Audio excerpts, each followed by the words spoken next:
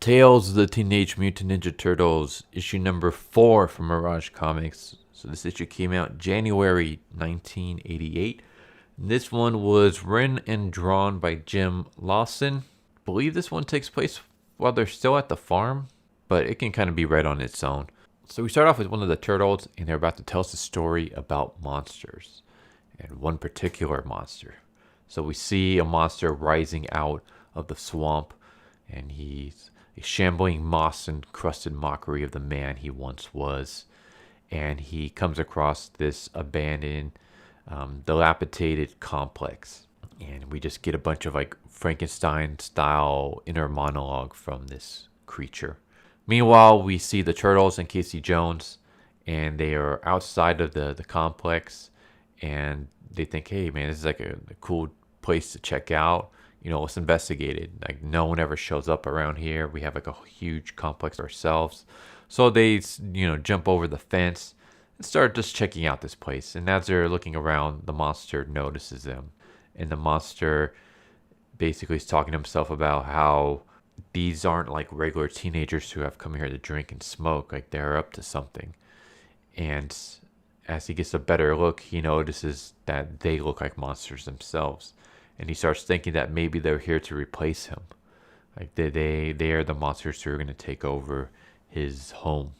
So he's like, all right, I got to find a way to get rid of them. I got to find a way to kill them. And as they're investigating this area, Michelangelo kind of goes off on his own because he thinks he saw something in the shadows. And he did, but he's not able to spot this monster as it sneaks up behind him and knocks him in the back of the head with a stick. And when Michelangelo comes to, he's strapped to this wooden board, and this monster starts like yelling at him like, you and the others have come to remove me and have this place to yourself. Michelangelo's like no, I have no idea who you are. We were just here just to like hang out. And he's like, no, like you gotta pay. You gotta pay for desecrating my factory with your presence. Like, I am a monster. Everything fears me, even you. And Michelangelo's like, you're not a monster. You're just some dude in a costume. He's like, no, like, I should cleave your head off with my hands, but I have better things to do because nightfall is about to come. If you survive, then we will discuss this. And he disappears. And not long after he disappears, the rats show up. And they show up to start trying to eat at Michelangelo. And I'm like, damn, this dude's pretty messed up. He basically tied Michelangelo to a wooden board so that he can feed him alive to a bunch of rats. It's like, oh man, like that reminds me of the Urban Legends Teenage Mutant Ninja Turtles, which was TMNT Volume 3.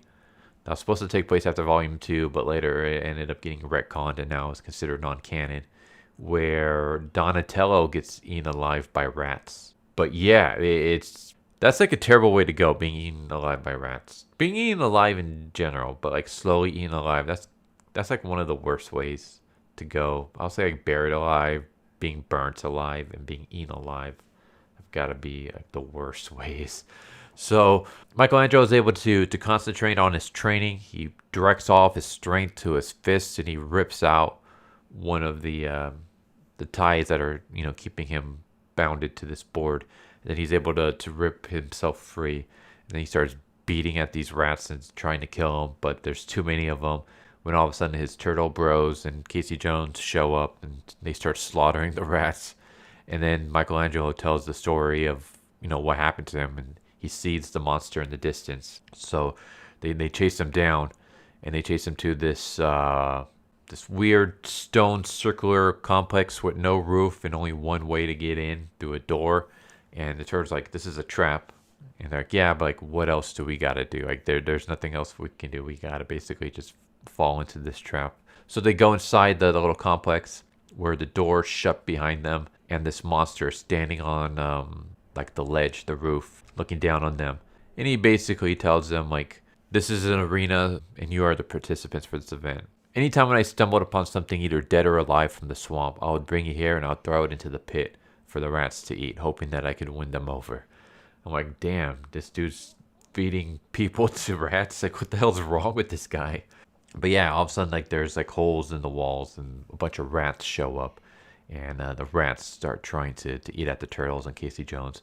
And we just have scenes where all the turtles are fighting these rats and slaughtering them and bashing their heads together and stuff. When eventually, I believe it's Michelangelo, he rushes through one of the walls and he breaks it open. He's like, "All right, guys, like, come out here, like, we're free."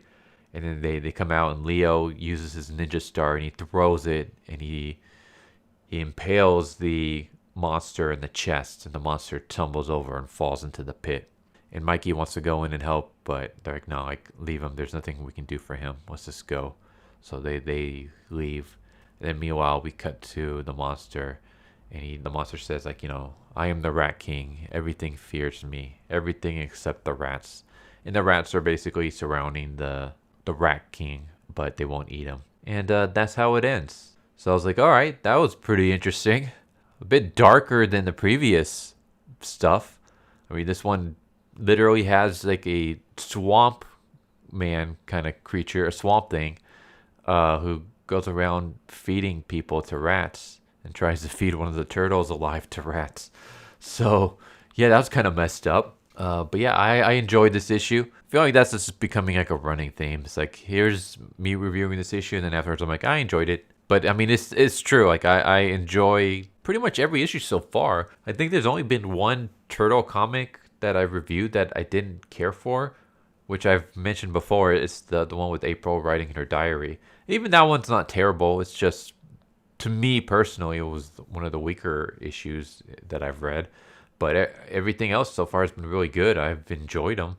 The artwork is good. Again, it's not as great as, the stuff from Kevin Eastman and things like that, but it's still good. And at least this one, I mean, we have this cool panel with Donatello screaming "Yabba Dabba Doo" as he comes in to save his brother from being eaten by rats. That's a pretty awesome looking panel. I love the design for the Rat King, the monster. It looks pretty sweet. Like, this would be something that I can definitely, like, I can see him having his own series, like solo series and stuff. That would be pretty interesting. But yeah, there we go.